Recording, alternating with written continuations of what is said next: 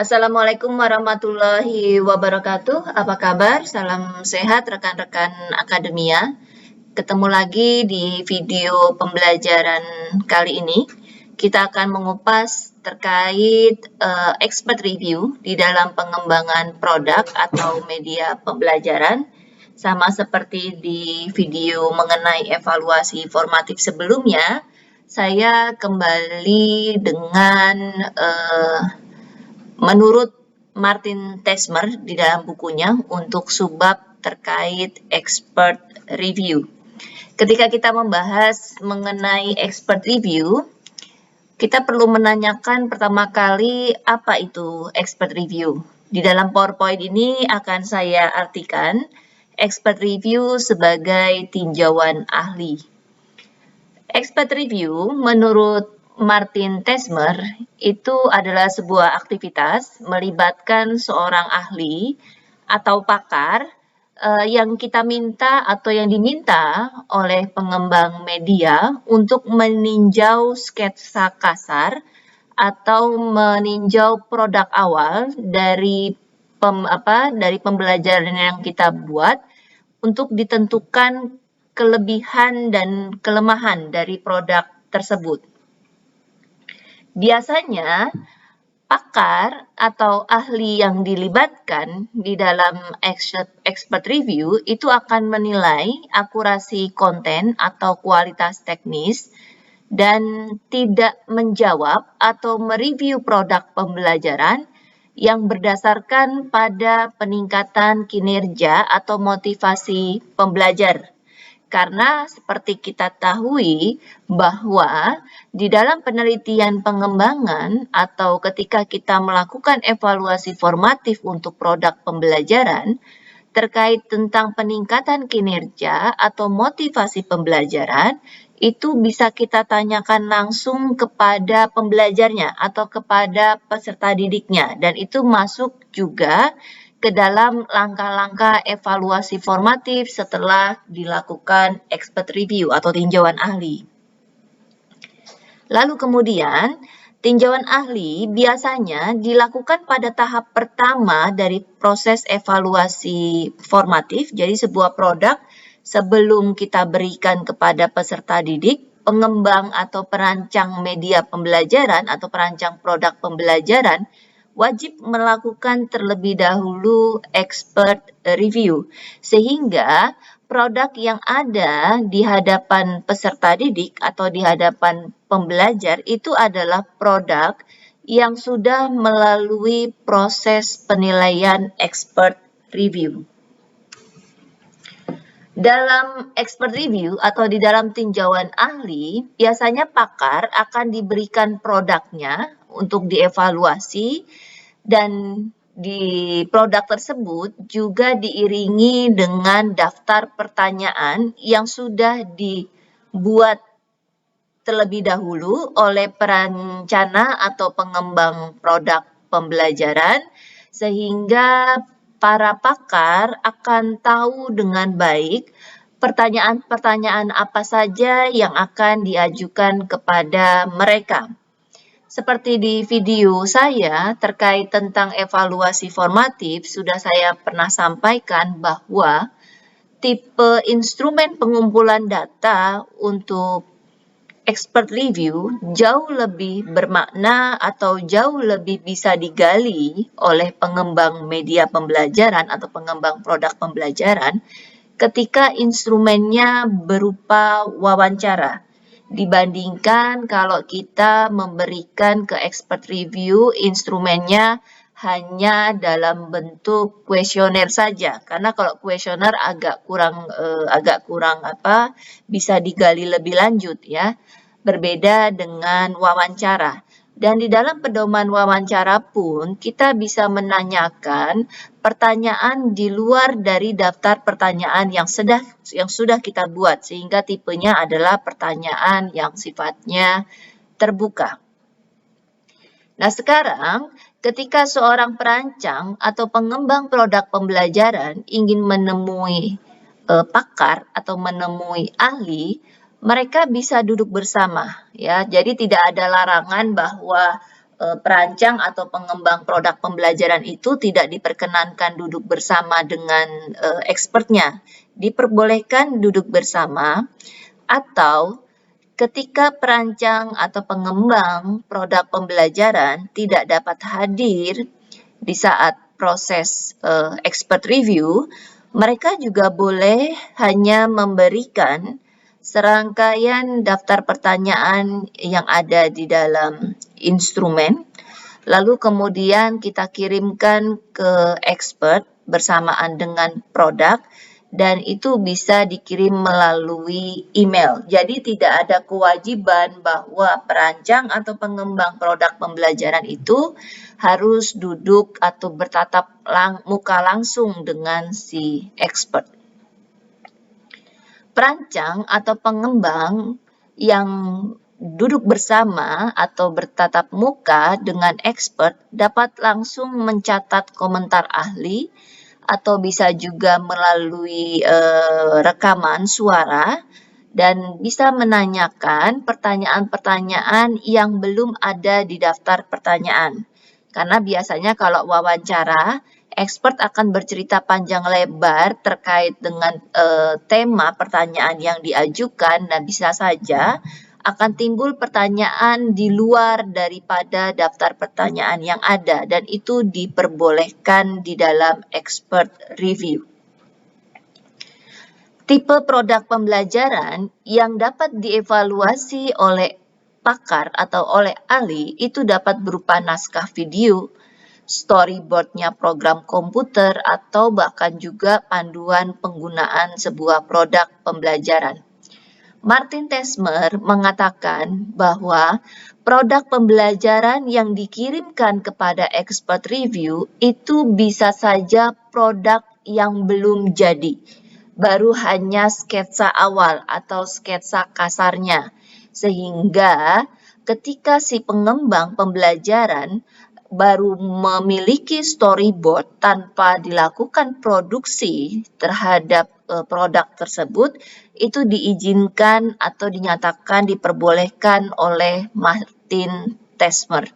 Hanya saja, biasanya ketika saya memberitahukan kepada mahasiswa untuk mereka melakukan expert review, saya selalu minta kepada mahasiswa dibuat produk pembelajarannya sudah dalam bentuk jadi, sudah dalam bentuk aslinya.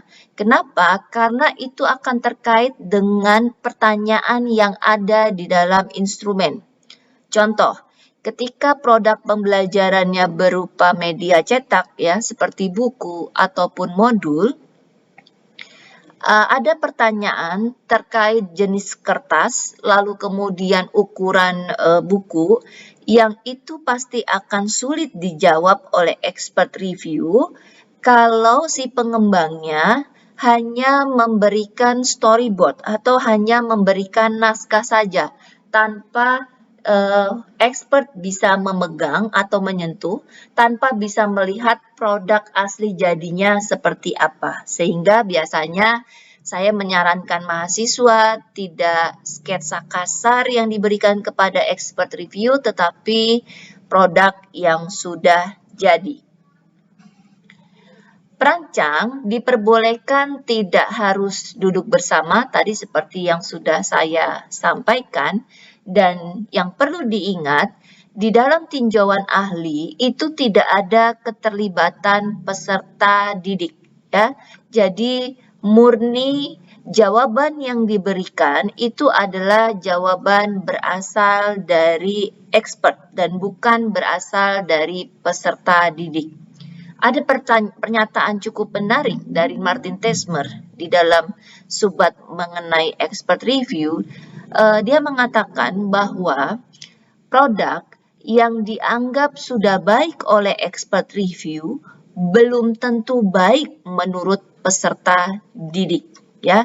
Jadi, subjektivitas peserta didik terhadap produk itu tidak bergantung kepada penilaian si expert review. Dan itu juga pernah saya alami saat saya membuat produk untuk anak usia dini. ketika expert menyatakan sudah baik secara konsep ya dan secara kepakaran para expert, tetapi ketika saya berikan kepada peserta didik atau kepada anak usia dini, ada beberapa hal yang masih harus diperbaiki, disesuaikan sudut pandang mereka, dan disesuaikan dengan pengetahuan prasyarat yang sudah dimiliki oleh peserta didiknya ya, dan itu biasanya memang jawaban-jawaban peserta didik itu tidak akan diketahui oleh expert review karena expert review menilai hanya berdasarkan pengalaman atau berdasarkan ilmu pengetahuan yang selama ini dipelajari oleh mereka. Kelebihan dan kelemahan expert review menurut Martin Tesmer masing-masing ada dua hal.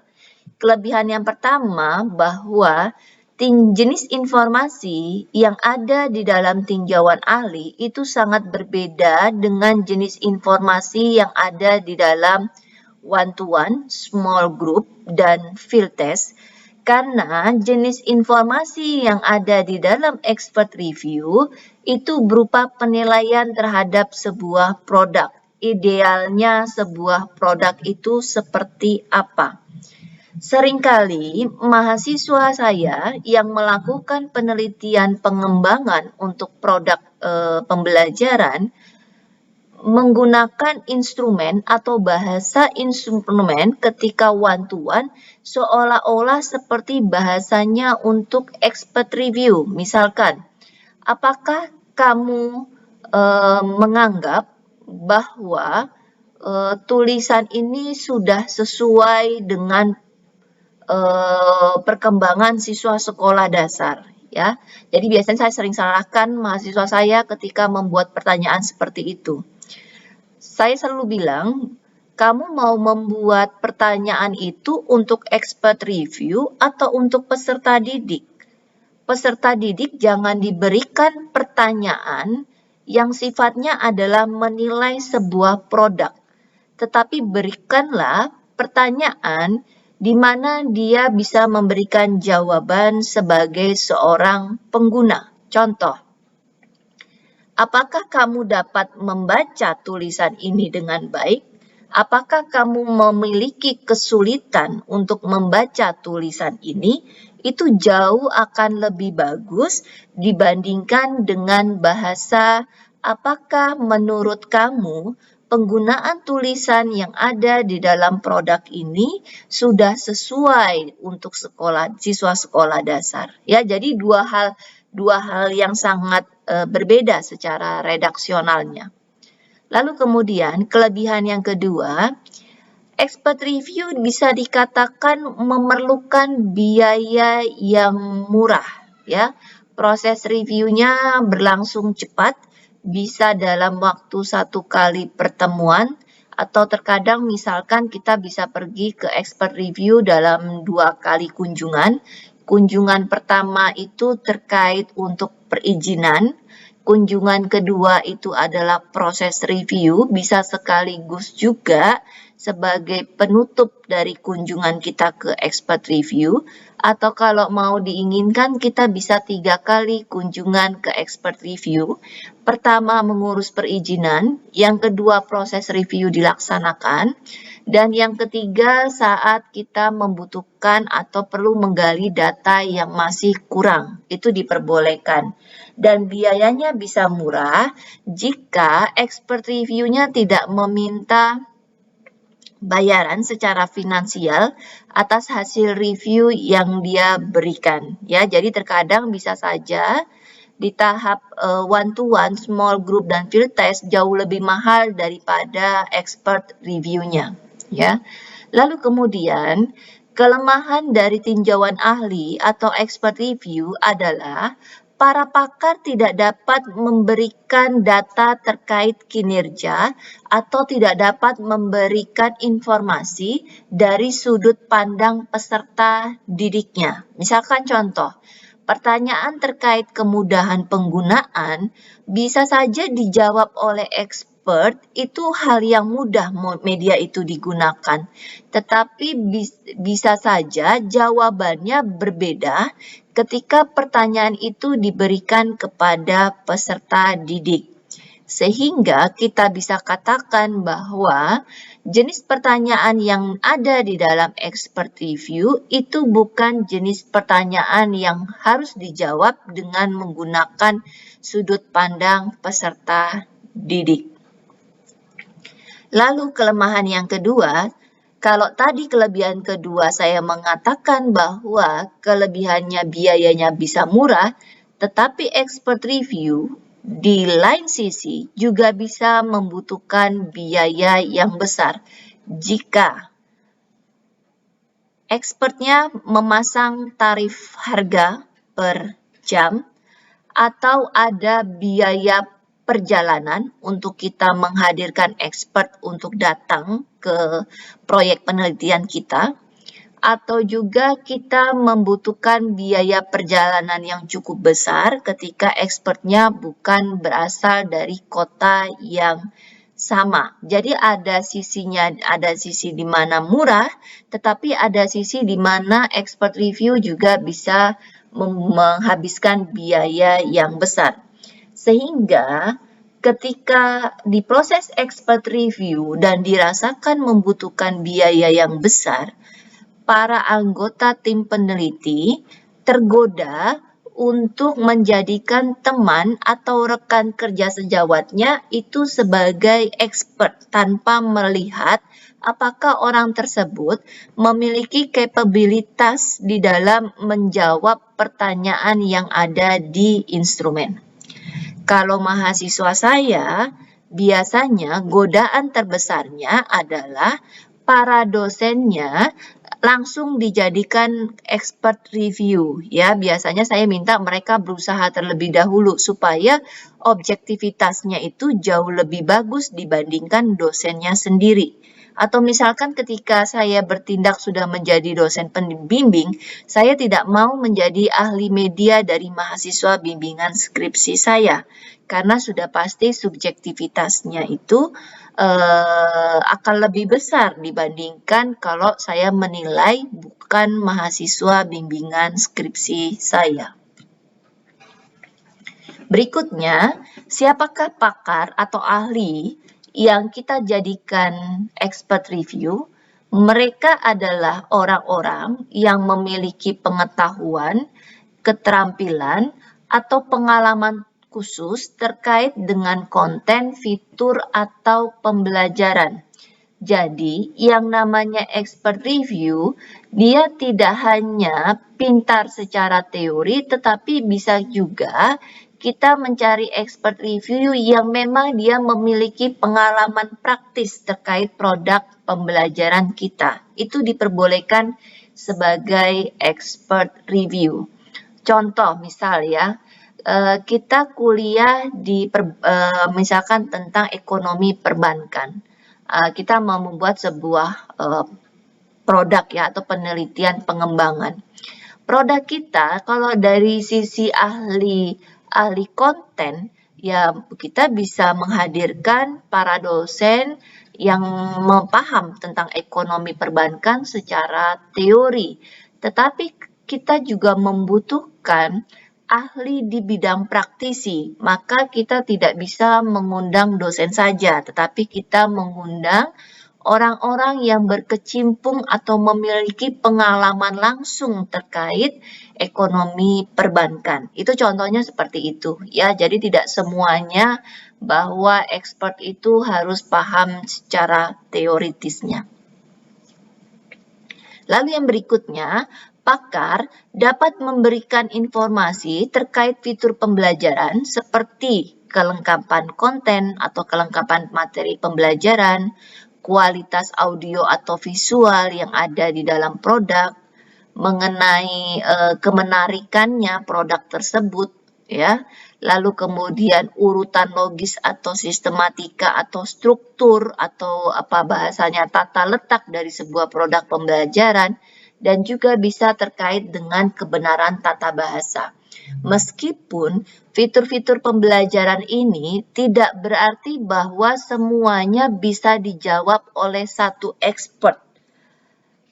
Bisa kita menggunakan 3 expert untuk memberikan informasi terkait 3 jenis informasi yang berbeda ya. Jadi makanya kalau expert review kan ada istilahnya ahli materi, ahli bahasa, ahli desain pembelajaran, ahli media. Jadi memiliki spesialisasinya masing-masing.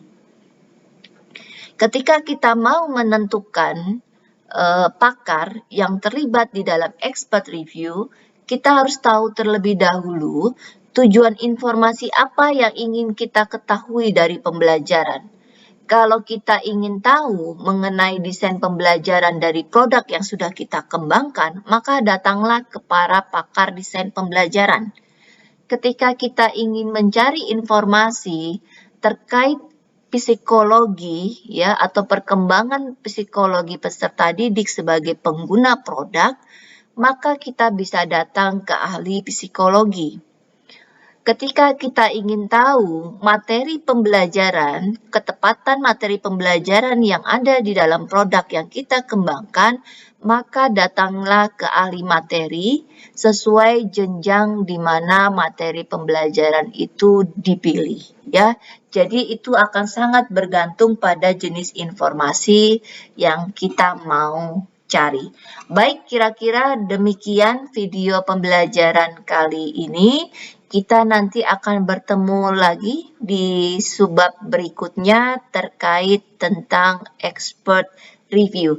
Terima kasih. Wassalamualaikum warahmatullahi wabarakatuh. Salam sehat semuanya.